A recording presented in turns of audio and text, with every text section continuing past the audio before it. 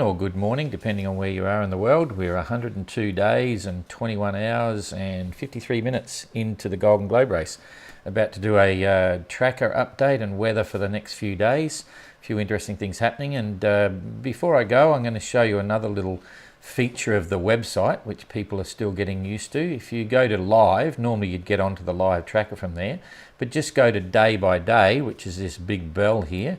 If you hit that, if we're lucky and the internet's not too slow, we will come into all of our social media. So the first thing you see here is our SoundCloud, and that'll give you access to all of the phone conversations, all the safety calls that have come in. And if you go down to the next one, this is a whole stream here of all of the various social media, Facebook, Twitter, Instagram, everything's there. And it's all mixed in together, so you can just keep scrolling down and see the lot. But this is the important one at the top here. At the moment, you'll see we've got Facebook there, then we've got Instagram, YouTube and Twitter. You can call up any of those social media streams, or you can get the lot on the one page, and that means that the most current ones are going to be there. And so that's what it's on at the moment. You can see you've got Twitter here, you've got Facebook down there and a few other things. But let's just now, just for instance, look at Facebook. I hit that and it filters out everything else, and all you're looking at now is the Facebook feeds. Christoph just put up a written update for today, for the 12th, so you can read that and get his blurb. While I'm talking about that, you'll notice it's written in French here. When you go on to Facebook itself, it will auto-translate to English, and that's the best way we can give it to you. When French goes to English, it's very readable in English. Sounds very nice, it's a bit stylistic and so on. But if we did the reports in English and then tried to use auto-translate to French, the French people can't read it at all. It doesn't work that way. That's why the daily written report during the week is in French, but it translates well on auto-translate. So then you can go down and you'll see all the posts about Istvan and the lives that went the other day. So everything's there, and I believe you don't even need to be on Facebook to see that, but I know you're on Facebook now because it's Facebook Live. But believe it or not, some people don't get Facebook and they can follow it there. If you want to go to Instagram, you just hit that and you'll get all of the Instagram photos and comments that go up on the GGR Instagram, so you can look through all of that. There's some interesting stuff happening there. And then you can go to YouTube, you hit that and you'll go to the GGR YouTube channel. There's some fascinating stuff there. All of these lives that we do will actually go up onto YouTube, usually in the next day or two. So you can actually go back there. There's a playlist there. They're all under various files. You want to look at the tracker updates, they're all there. You want to look at the question and answer sessions, you'll see them, and entrant videos and so on. Oh, there's Robin Davey back there, back in Les Sables d'Olonne, with he's working on his boat, sorting out the rig. So that's all of the YouTube stuff, so you can get it from this page, or you can go to YouTube. And then we've got the Twitter, you hit that. You've got all the tweets there and so on. And one last one I'll just point out on the top here, the little circle with the two dots on it. Oh, you can't see it, it's behind the live. That's our Flickr account with all the photos, but I'll forget about that for now. We'll go back to our live here. We hit the tracker and then we're on stream to, the tracker should pop up in a minute, and we can go through that and tell you what's happening. A few interesting ones. Mark's Lats is squeezing right down to the wire up against the forbidden zone, and I'll show you things as we go again. I've taken that back to the maximum extremities so we can see the whole fleet here now. We've got Mark Sinclair, Igor right over the back end of the fleet, and right over here we've got Jean-Luc Vandenheed. Again, I'll just walk you through it. If we want the latitude and longitude grids, which is good, you just hit that little box right there. There is a group of 7 boxes on the top left here. They're the ones that give you all the various features. So we've got the grids, latitude and longitude, 40th degree south. That's where we tend to keep the boats, and 42 is the lower limit. We're on long tracks right now, so on long tails. So if I hit that one, there's no snail trails on the fleet. You just get their positions. I usually like doing it with short tails there. And then of course we want the weather. So there's a windsock there. You hit the windsock, bingo, you've got a few choices. I always go Windy TY because it's got all the fun bits and it's the most intuitive to understand what's going on. So we'll now focus back on the tail enders. I'll just zoom that in a bit so you can get a bit better graphic on what's happening with the weather here. Big high pressure system now. You can see it's formed up quite clearly. Fortunately, our two guys down the back here, Igor has got a bit of breeze. He's on port tack and he's making 3.4 knots in the right direction. Still needs to possibly get a bit south. They're still both very high, and Mark is doing the same thing. He's making 4.7 knots, trying to head down southeast. He knows he needs to get down to this 40th parallel here to get the breeze.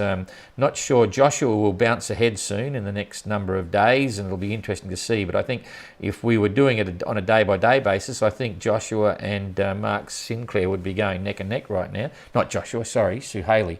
Is coming up the rear there, so they're going to have their own little race and see how it goes. We're moving right along, all looking pretty stable for now. Loic's making good times, six knots in the right direction. He's actually doing pretty well. He's still holding his own with Istvan and Tapio. There'll be a bit of argy-bargy going on here to see who's where, and of course both these guys are chasing down Susie, and Susie's trying to chase down Uku.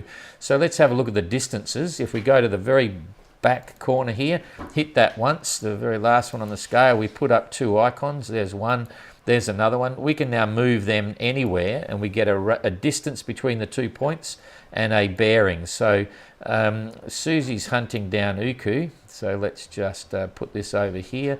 Susie right now is 428 miles behind Uku. All right, so that's a few days. Istvan is 350 miles behind Susie, and Tapio's down the bottom there as well, about the same, 360 miles from Susie. So they've got a bit to go. And over here we've got Loic is about 600 miles behind Tapio and the boys. Interestingly, remember Loic and Mark Sinclair, they were side by side going into Cape Town. Loic's pulled out nearly 1,350 miles from Mark Sinclair, and that's quite something because they're both the smallest boats in the fleet, but Loic's been doing really well. Mark's been struggling back here trying to get into some decent breezes. So that's a bit of a quick rundown. We'll get rid of the we'll come up with the distance measuring. We'll be able to hop them through right across here to Mark's slats. Let's see how far they've got to go. So Uku's got a fair bit ahead of him. He's about 620 miles behind Mark Slats, and then if we bounce it right across here, let's go find Jean-Luc. We should just about get him on the same one. Yep, we have. And you'll see Jean-Luc, oh, the time's just rolled over. Look at that. We've got new positions now. I don't know whether you saw that, but there was just a bang, and sure enough, we've moved into the next satellite position, so good timing. That's for 800 UTC, so it's about 10 o'clock in the morning in France. And here in Hobart, it's just come into 7 o'clock in the evening.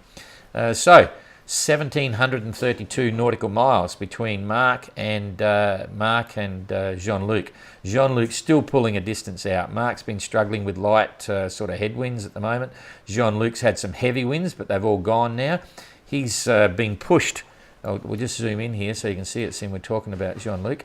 He's been pushed with these headwinds up high, and higher than he intended to go. He has to come down here and go between, there's a little island here called Snares Island, and he's got to go between the southern tip of New Zealand and this spot here.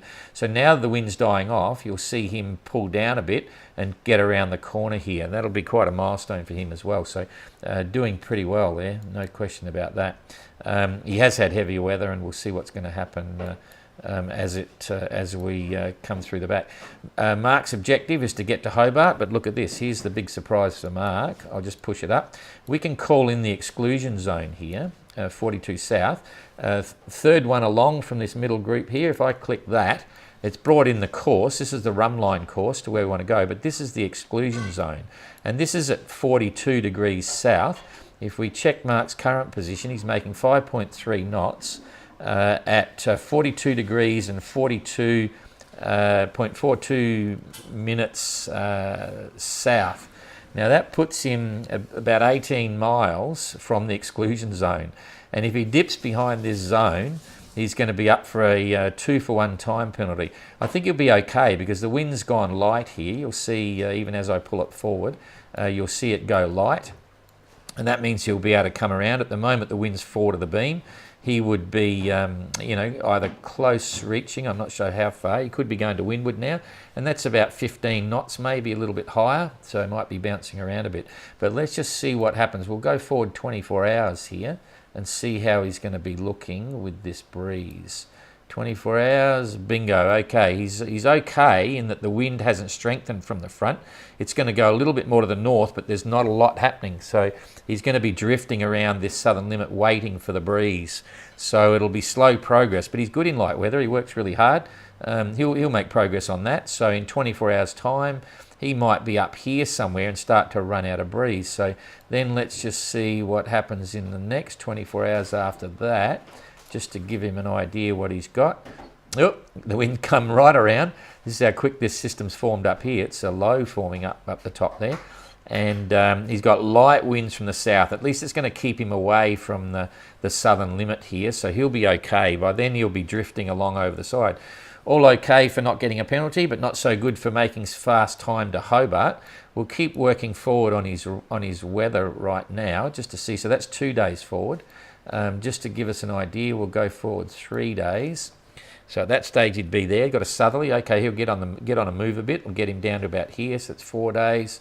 We'll go forward again 5 days. Let's see how it's looking. Ooh, very light still. Light southerly. It's going to be a slow trip for Mark. I'm not looking like kind of nice here. That's a couple of days ahead of that. Plenty of breeze coming back this way, but he's going to be in here. So this is going to be a slow trip now. I'll try and make a prediction here based on how far he's got to go. He finally gets some breeze towards the end. So let's just check his distance. I'll measure it from here to about Hobart over here. Come on, where is it? It's not coming. Okay, there it is. Oh, so I just need to decrease that so we can see where he is. Okay, so Mark is there. And that gives a distance of 970 miles, so every 300 is 2 days, 6, 7. I reckon he's going to be 7, 8 days. So it's Friday. He might not be there till next Saturday. That's kind of interesting. So everything's moving back. So we'll keep an eye on that and see what evolves. Just for now, I'll get rid of the zone. I'll zoom back. So that's Mark's forward-looking weather. What are these guys back here? Now, there was a big blow coming. I've got to pull this back now to real time now. There was a bit of a blow coming. Okay, Uku and Mark, they're okay. But we did advise these three guys here to start heading north, which they did, but as it's turned out, it's going to go below them. So you'll watch what happens here. This is about a day in front. This blow was forming up. That one went through. And it was coming up. Here it is here. Big storm that's coming in a couple of days, 13th at 1400 UTC. And Tapio was originally down here. You can see where he was, and he was heading along, and this storm was projected to go up higher. So we said, hey guys, head up. But yesterday we advised them they're all high enough, and it's just going to scoot below them. So you can see here, it's gone. The centres have gone from there down. So this storm's now missing them. We've let them go. They're doing their own thing. They're going to get some good solid sailing breezes there, but nothing to be worried about. So that was encouraging. Remembering that Istvan's got absolutely no way to get weather reports now. He can't get any. And we don't give them routing on where to go. The only time we come in with a safety report is if we think the winds are going over, well over forecast 50 knots, which means they'll gust 60, 65, even higher. We consider that to be worth giving them a heads up just to make sure they're okay. So if we catch, so the next few days they're looking good. We go forward another day, all looking good. There's a solid wind band through here, so this middle fleet not going to be too frustrated with these little holes. They're going to make it okay. But poor old, there's some real nasty stuff coming here. Not nasty as in storms, but just horrible sailing. Mark and Igor are going to be really challenged to make much headway. I'll come back to the weather today. All looks great. But if we go forward a day, 8 o'clock the next day, you'll see what's happening. It's all lightening out. Mark's going to be stuck in a ridge of no wind here. If he gets through it to here, if he goes south quick enough, thinking that's the right thing to do, he's going to have southeasterlies. There's going to be headwinds again. So that's really going to frustrate him. And even then, if we come forward another day, You'll see here headwinds, right? They've got headwinds, and Igor's got virtually no wind. So there goes 2 days, right? If we come forward another day, over here, what have we got? They've still got a mess. They've either got no wind if they're over here, or they've got light headwinds. So that's 3 days gone. And if we go forward another day, we go forward to 16th, they finally get sailing, depending on where they are. They might be over here by some of them, but they've got another 4 days at least of frustrating condition. It just goes to show you can't afford to be caught up here. You've got to get down to the south and sit on 40 and get to the west as quick as you can. So you'll see the gap between these guys and Loic, that'll increase again. This high pressure system here, which is what you get, is going to be established, and it's going to give reasonable stuff for the middle of the fleet. So that's not a lot more to report. The sea state's not worth looking at. So generally, Mark's going to have a slow time down to Hobart, maybe end of next week and the weekend. I'm not sure. Jean-Luc's looking good. He's actually off to a ripper again. If we follow it through, you can see he's just had a couple of blows come through.